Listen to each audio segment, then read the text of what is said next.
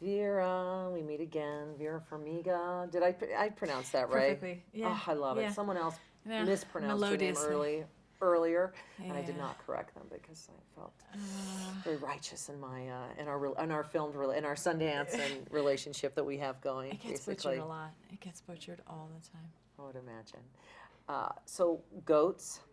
It's kind of a departure. I like this movie a lot with you playing a kind of hippie dippy. Hippy dippy, eccentric mom. Mm-hmm. Yeah, I think honestly, it hit close to home.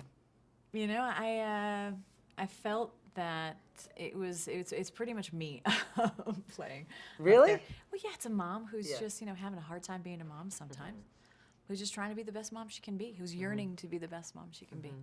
I recognize myself in that person. I think that's what ultimately touched me most powerfully about the role. And she's a passionate woman. She's got some really strong, bold ideas about what works for her in her life. In this case, it's new age. It's new age spirituality, which is not my. It's but I think I admire people who really do work from the inside out. What about this particular film and first-time director and goats and Goat Man and this story? Great. I mean, obviously David Duchovny got to be a lot of fun to work with. Well, just the draw of David Duchovny playing Goat Man is enough. It piqued my interest. And the fact that, honestly, the title of the film, I am a shepherdess. I do herd goats. I have goats. Do you really have goats up on that farm? It's a farmlet. I think you have to actually make $10,000 a year for it to be considered a farm, which it's not. It's a hobby farm.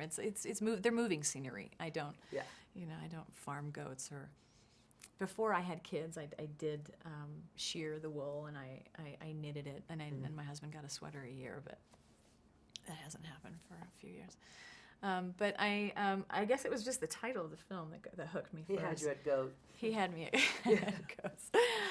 And I'm a mom, now a new mom. I'm a 1-year-old, 3-year-old, and I'm just trying to figure out this thing called maternity. And how to excel at it.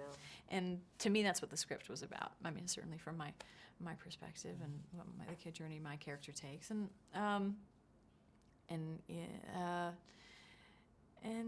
I love working with first-time writer-directors. I've probably worked with more first-time writer-directors than seasoned vets.